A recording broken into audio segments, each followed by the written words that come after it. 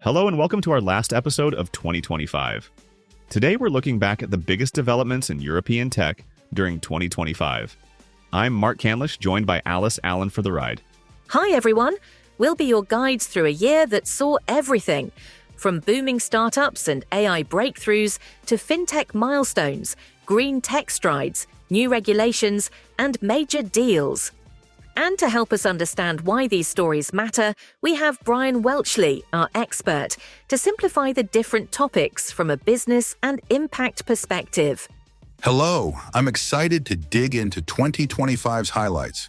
We'll unpack not just what happened, but why it's important for business, Europe, and beyond. So get comfortable. In the next minutes, we'll recap the most important themes in European tech this year. Let's jump in. First up, startup funding, how Europe's tech ecosystem bounced back in 2025.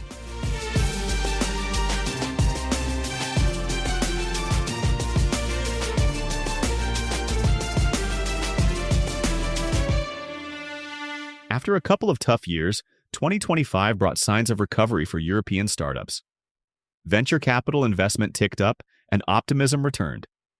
By the end of the year, European startups had raised roughly $57 billion, about 20% of global VC funding. That's a $3 billion increase from 2024, indicating the cooldown since the 2021 peak may be easing. Exactly. Investors became more active again, especially on big-ticket deals. We saw several mega rounds that would have been rare in 2022 to 2023. For example, France's Mistral AI, an AI startup barely 2 years old, landed a record €1.73 billion funding round in 2025. That huge raise instantly made Mistral one of Europe's most valuable tech startups. Another example, IQM, a Finnish quantum computing company, raised €320 million to scale its cutting-edge quantum tech. Importantly, much of this funding flowed into deep tech sectors. In fact, 36% of European VC investment in 2025 went to deep tech startups, things like AI, robotics, biotech, quantum, and climate tech, up from just 19% a few years ago. That's a massive shift, showing investors are betting on foundational technologies over quick-win apps. Even traditionally cautious areas saw big growth. European defense tech startups raised a record $1.6 billion this year, up from $1 billion in 2024, as geopolitical tensions pushed security innovation. Money also spread across Europe's geography. The UK remained the largest VC hub. Startups in Britain raised around $14 billion, more than any other country. Germany and France followed with roughly $7.4 billion and $6.1 billion respectively. But it wasn't just the big three. Smaller ecosystems made noise too. Places like Ireland and even Malta saw funding surges in percentage terms thanks to new funds and government initiatives. It really felt like the whole region was buzzing with entrepreneurial activity again. This rebound in funding matters because it means new ideas are getting the fuel to grow. The fact that Europe's share of global venture funding ticked up in deep tech draws more investment signals, increasing confidence in Europe's tech talent and research. Investors are recognizing Europe's strengths in areas like AI, climate science, and advanced engineering, sectors that require patience and big capital. And notably, the boom in defense and security tech, a $1.6 billion haul in 2025, shows Europe responding to its environment, channeling funds into technologies vital for regional security. Overall, a healthier funding climate in 2025 set the stage for more innovation, jobs, and maybe even Europe's next tech giants in the making.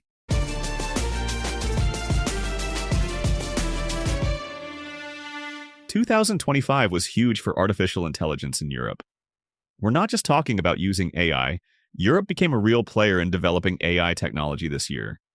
A great example is Mistral AI. Remember that French startup that raised a record round? Well, they didn't sit idle. Mistral rolled out a new multilingual AI model that made headlines. This model, dubbed Mistral Large 3, is designed to understand and generate text not just in English, but in many European languages. The idea is to serve billions of speakers in their native tongues, which is a pretty European approach to AI.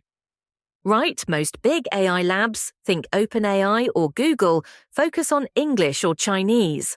Mistral did something different by training on a wide variety of languages, aiming to make advanced AI useful across Europe's linguistic diversity. And technically, their new model is multimodal. It can handle not just text, but images, audio, even video inputs. They've built it to be small and efficient too. In fact, Mistral introduced a series of mini AI models, they cheekily call them Ministral, that can run directly on devices like drones, cars or phones without needing a giant cloud server. It's a different philosophy. Instead of one giant model in a US data center, lots of little smart models distributed everywhere. Beyond startups, established European companies also embraced AI. Automakers like BMW and Mercedes integrated more AI-driven features in their cars, from voice assistants to driver assist systems. Banks and fintechs deployed AI chatbots for customer service. Even governments experimented with AI for public services, with oversight, of course. And crucially, Europe continued investing in AI research itself, often with an eye on trustworthy and human-centric AI. There's a big emphasis here on AI that aligns with European values, like privacy, transparency, and safety. We should mention that the UK, no longer in the EU but still a European tech power, hosted a high-profile AI safety summit. The first was late 2023, with follow-ups in 2025, where global leaders discussed how to manage AI's risks. Plus, companies across Europe started exploring generative AI in their workflows, thanks to tools like ChatGPT, which gained EU compliance features, and local alternatives. It felt like AI went from buzzword to practical toolkit for many European businesses this year. Europe's strides in AI are significant for a couple of reasons. First, on innovation. Having a homegrown champion like Mistral releasing competitive AI models shows that European talent can keep pace with Silicon Valley. A multilingual, efficient AI that runs on smaller devices is particularly valuable in Europe's context, potentially enabling AI use from big cities to rural areas in many languages. Second, on strategy, Europe is clearly striving for technology sovereignty in AI. By building its own models and AI infrastructure, Europe reduces reliance on foreign tech and ensures AI development heeds local norms, like data privacy and inclusion. This year's developments, from cutting-edge models to international AI governance talks, indicate that Europe wants a seat at the table in the AI race on its own terms. In the long run, that could shape global AI toward a more diverse, regulated, and ethically mindful approach, very much influenced by Europe.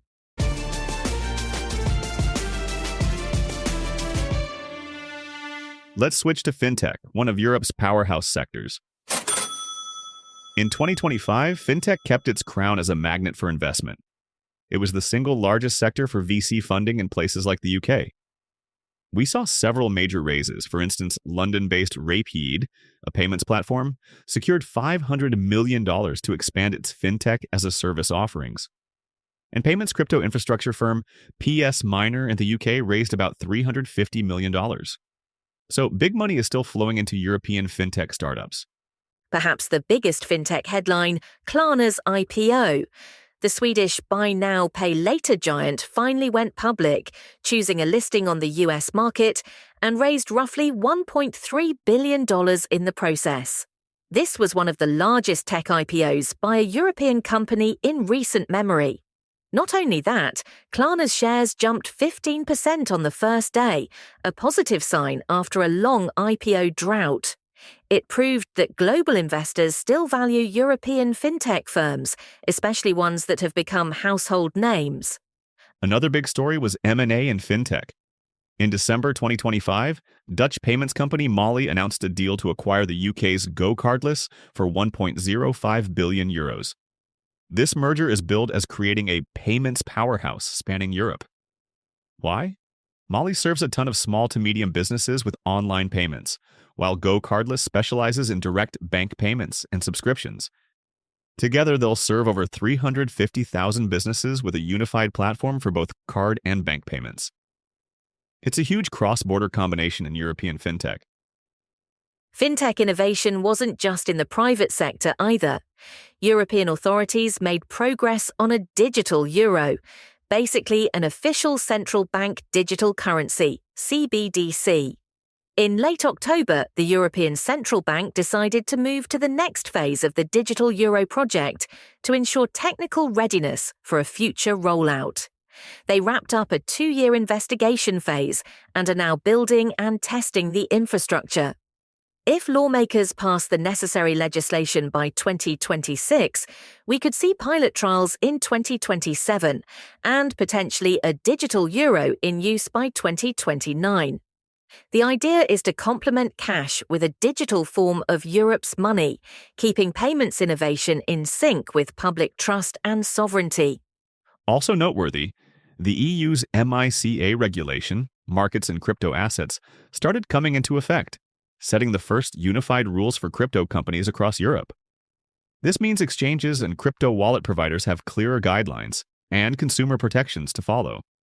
It's making Europe one of the most crypto-regulated regions in the world, which some say could attract more fintech activity in the long run by providing legal clarity.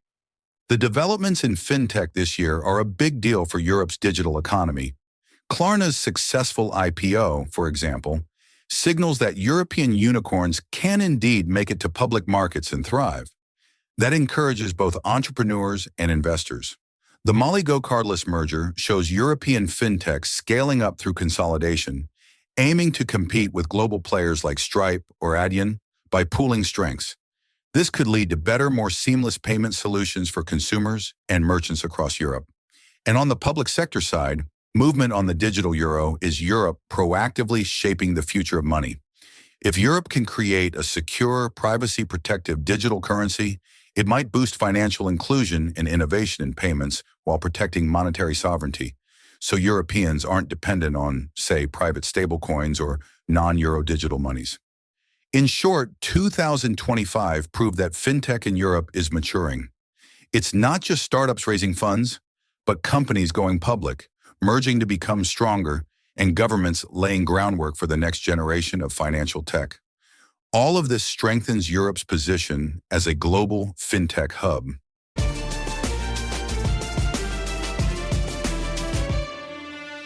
Europe's commitment to fighting climate change was very visible in tech this year.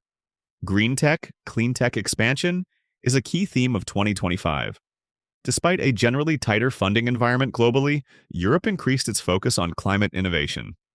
In the first half of 2025 alone, European cleantech startups raised about 1.1 billion euros across 112 deals. That's not a huge slice of total tech funding, but it shows there's steady capital for climate solutions. The largest rounds went into areas like clean mobility, renewable energy, and circular economy tech. We saw plenty of examples of this.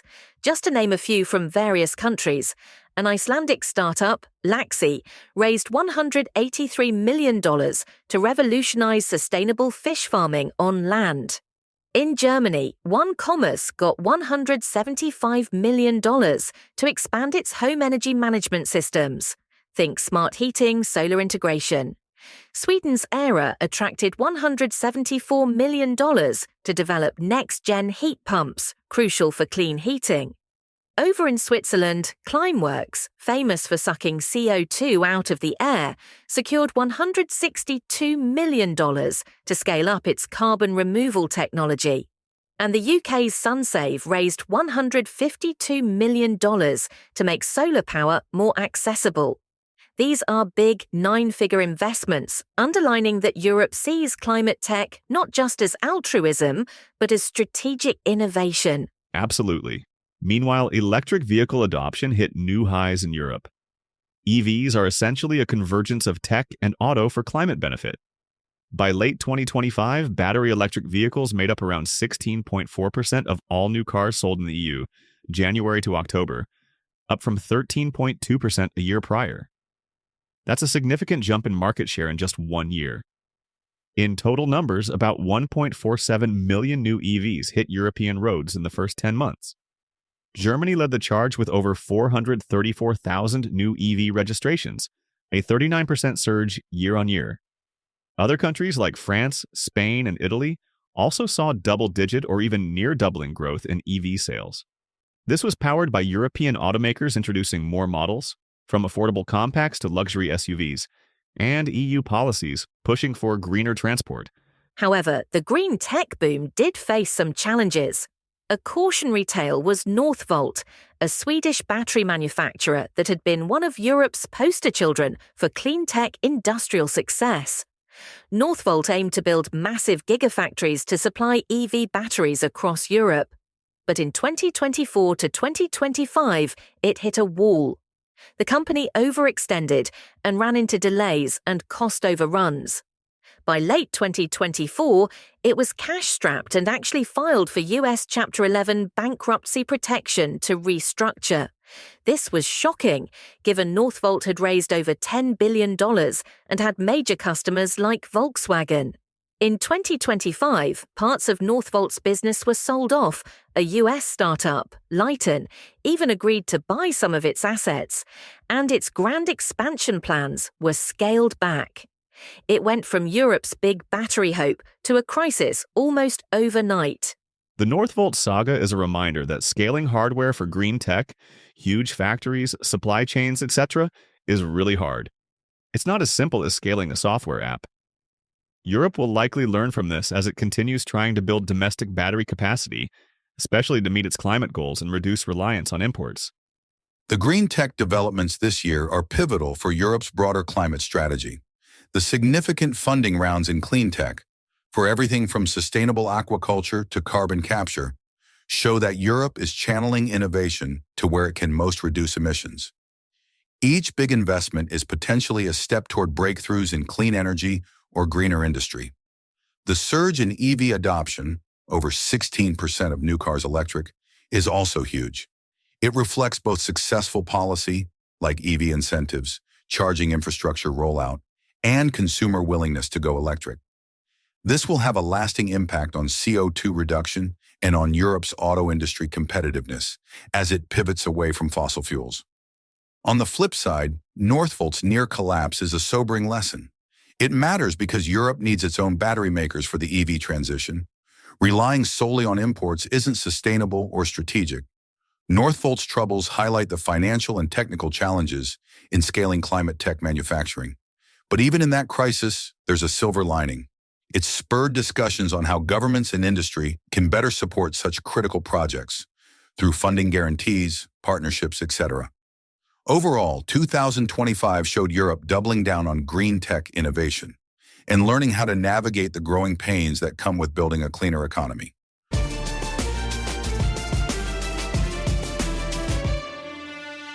"2025 wasn't just about tech products, it was also about tech rules. Europe has leaned into tech regulation, and this year a lot of that went from planning to reality. The biggest one? The EU Artificial Intelligence Act. It's the world's first comprehensive framework for AI, and Europe started rolling it out. In June 2024, it was formally adopted, and by 2025, some key provisions kicked in. The AI Act basically sorts AI systems by risk levels: unacceptable risk, high risk, limited, minimal.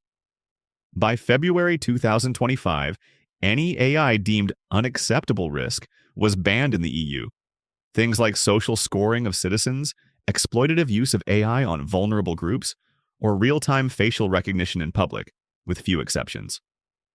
Those practices are outright illegal now in Europe. For high-risk AI, like algorithms in healthcare, hiring, transportation, etc., strict oversight and compliance requirements are coming into play. And even popular generative AI tools like ChatGPT aren't off the hook. They'll have to clearly label AI-generated content and prevent illegal content outputs under the Act's transparency rules. So, the era of Wild West AI is ending in the EU. 2025 was year one of enforcing this new paradigm.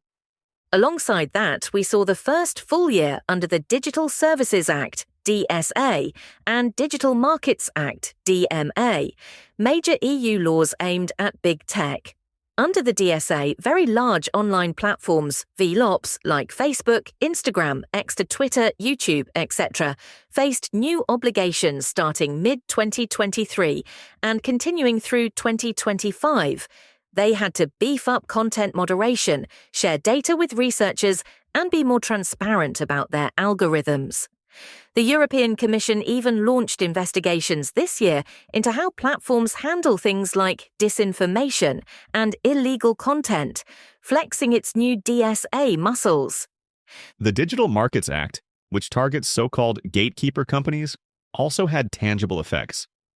For instance, Apple, identified as a gatekeeper in 2024, had to start allowing alternative app stores and sideloading on iOS devices in the EU.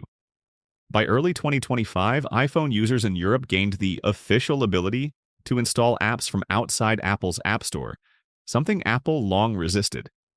The company publicly warned about security risks, but the law is the law. This is a big change in how the mobile ecosystem works in Europe, and it only happened because the DMA gave regulators leverage. There are similar shifts for messaging interoperability and default app choices brewing under the DMA's requirements.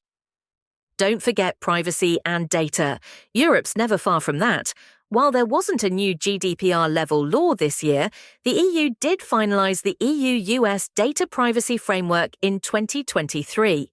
And 2025 was the year companies implemented it to keep data flowing across the Atlantic after previous arrangements were struck down by courts. Additionally, the EU's Digital Identity Wallet initiative to give Europeans a secure digital ID accepted across member states made progress in pilot programs. And in the UK, which, while not in the EU, is part of the European tech landscape, Parliament passed the Online Safety Bill in 2023 and started implementing it in 2025. This law creates duties for social media platforms to remove illegal content quickly and protect minors from harmful material. It's quite stringent and controversial, especially regarding encryption and free speech, highlighting how Europe broadly, EU and non-EU, is leading and reigning in big tech and the internet's excesses. Europe's regulatory moves in 2025 are impactful globally. The AI Act is pioneering. It's the first attempt to comprehensively govern AI, and it embodies Europe's values-first approach to tech. By banning things like AI, social scoring, and biased algorithms, Europe is saying it won't tolerate certain uses of AI, even if they're technically possible. This could set a precedent that other regions follow, or tech companies voluntarily adopt worldwide to avoid multiple standards. The DSA DMA enforcement demonstrates Europe's willingness to challenge big tech's modus operandi, requiring more transparency, competition, and user rights. For example, forcing open the App Store ecosystem not only gives consumers more choice, but it might push Apple and others to be more consumer-friendly elsewhere too. There's also a strategic element. These laws try to level the playing field for European startups, who often struggled under the dominance of gatekeepers. All in all, Europe in 2025 asserted itself as the world's de facto tech regulator. That has upsides: user privacy, online safety, market fairness.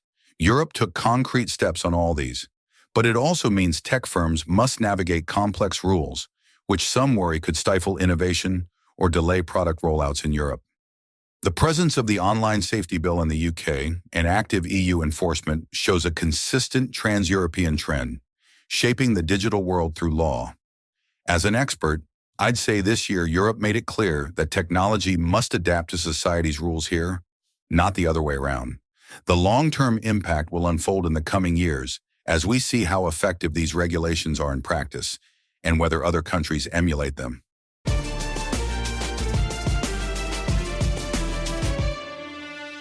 2025 also saw some major corporate moves in the European tech scene. Big mergers, acquisitions, and IPOs that could reshape industries. We touched on Klarna's IPO and the Mollie go-cardless deal in fintech, so let's look at other sectors. One headline grabber, telecom consolidation.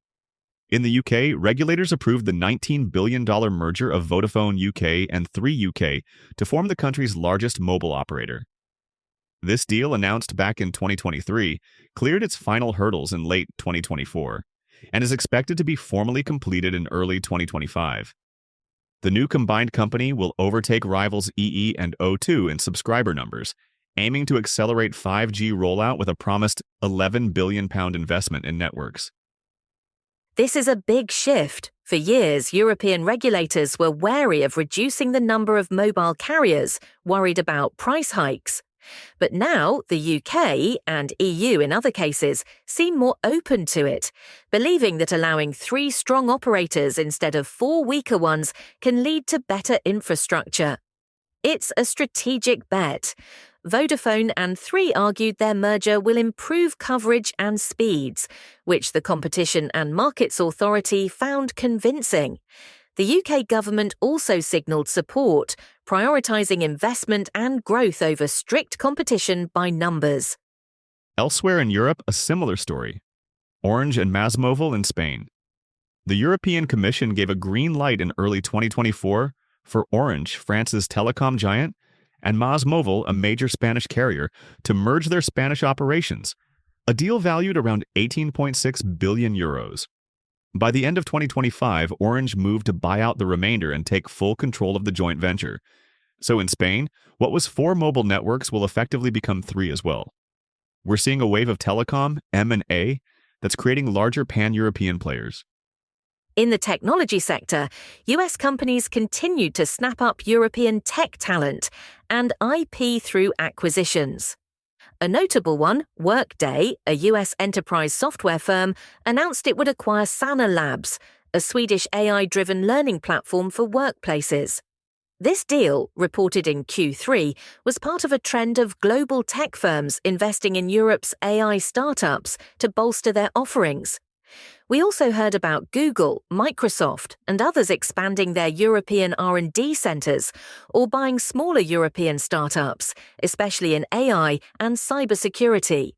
And some European companies merged among themselves for scale, e.g., in the semiconductor space, Nordic chipmakers did some strategic M&As, though not headline-grabbing on the consumer level. On the IPO front beyond Klarna, the overall European IPO market thawed a bit in 2025 after a very quiet 2022 to 2023. Several mid-sized tech firms listed in Europe. For instance, Sweden had a resurgence in tech IPOs. A few Stockholm-based software companies and a battery tech firm called Stegra, hypothetically, went public, suggesting investor appetite is back for the right companies. London's exchange also saw a couple of sizable tech listings, helping it recover from post-Brexit doldrums. And in sectors like renewable energy, some climate tech firms IPO'd to capitalize on the green investment wave. These mergers and market moves are key indicators of a maturing tech ecosystem. The Vodafone 3 merger in the UK illustrates a policy shift. Europe appears to recognize that allowing bigger, more efficient telecom players can benefit consumers in the long run through better coverage and faster innovation, like 5G/6G. If those promised £11 billion in network investments materialize, UK users should see improvements, and it might encourage similar consolidation in other countries. The focus will be on ensuring prices don't jump. Regulators will keep an eye on that even after approval. In tech, acquisitions like Workday's purchase of a Swedish AI startup show that European startups are building truly valuable innovations that global giants want a piece of. While it can be bittersweet to see a local startup absorbed by a foreign company, it does bring investment and validates the talent in Europe. Over time, we might see more European big companies doing the acquiring as they grow stronger. The tentative reopening of IPO markets is also significant. It provides European tech firms an alternative path to growth, public funding, rather than having to sell out. A healthy IPO scene means more transparency and potentially the birth of publicly traded European tech champions. All these moves, mergers creating continental telecom champions, cross-border acquisitions injecting capital and expertise, and IPOs raising public money, suggest that Europe's tech industry is not only innovating, but also restructuring and scaling up. That's a natural evolution as the sector matures, and it sets Europe up to be more competitive globally. Investors and entrepreneurs alike will be watching how these big changes play out in 2026 and beyond.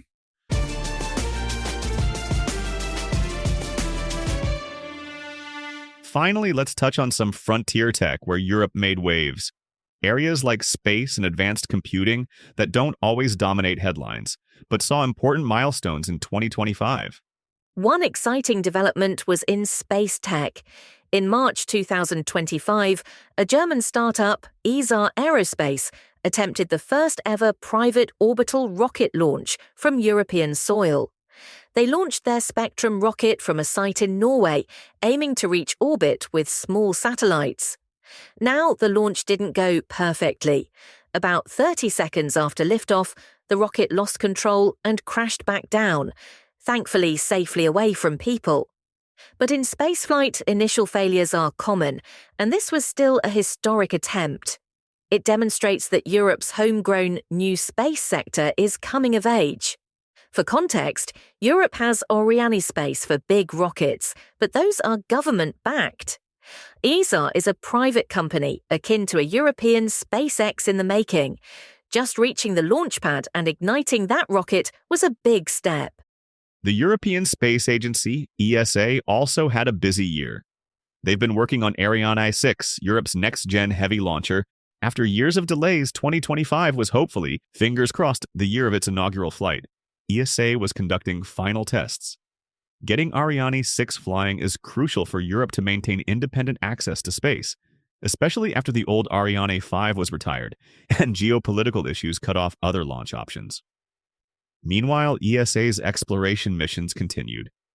The JUICE probe, launched in 2023, is en route to study Jupiter's moons, symbolizing Europe's scientific ambitions. In other frontier tech, quantum computing saw a boost.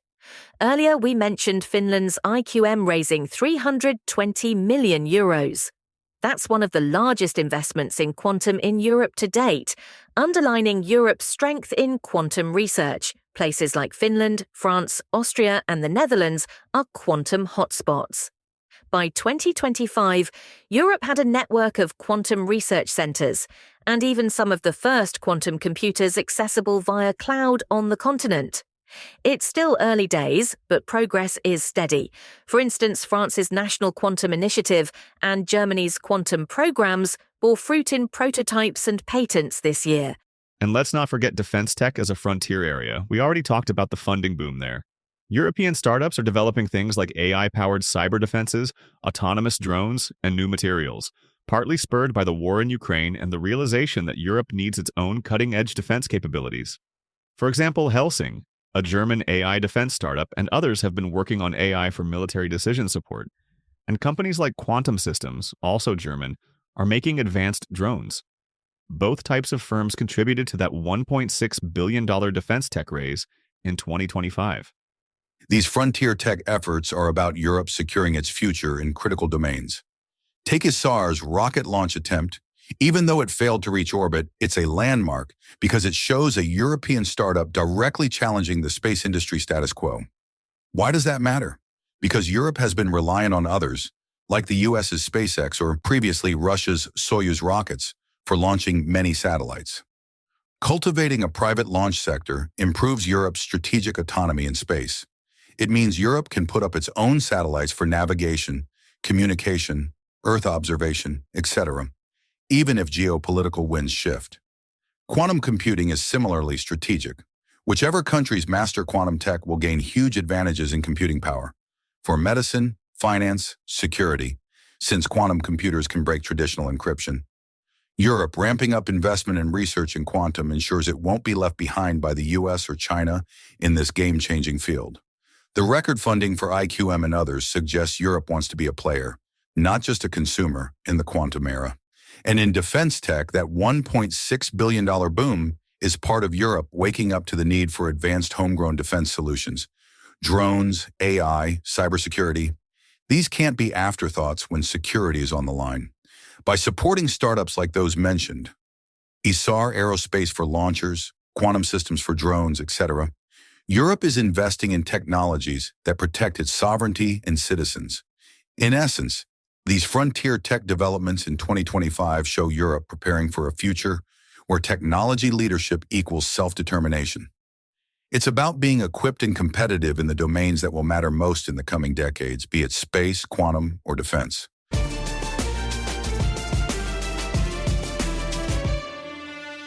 What a year.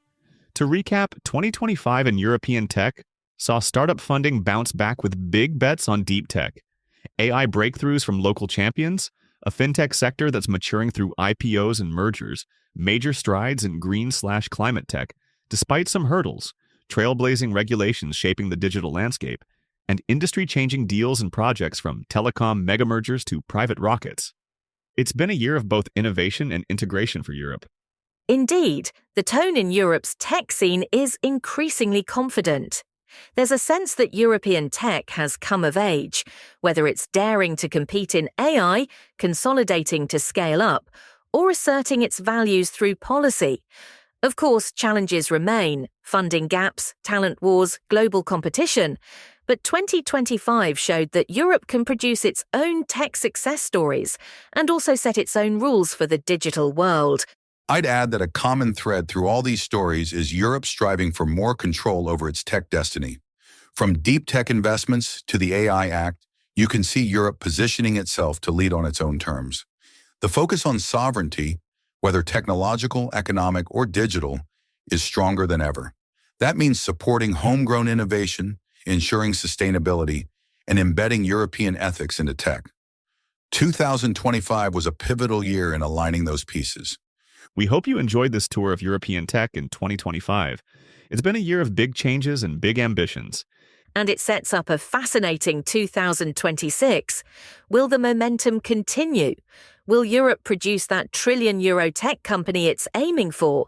Will the regulations prove effective without dampening innovation? We'll be watching closely. One thing's for sure, European tech is no longer in anyone's shadow. It's driving innovation in many areas and shaping the conversation about how tech should serve society. That's something to be optimistic about. Thank you for listening to our 2025 Year in Review podcast. If you found this insightful, please subscribe or share with others interested in tech. We'll see you in 2026 with more European tech trends. Until then, stay curious and take care. Bye, everyone. And here's to more innovation in the year ahead. This podcast was produced by Asif Rajani and brought to you by Eurotech.vc, empowering Europe to lead the global tech race.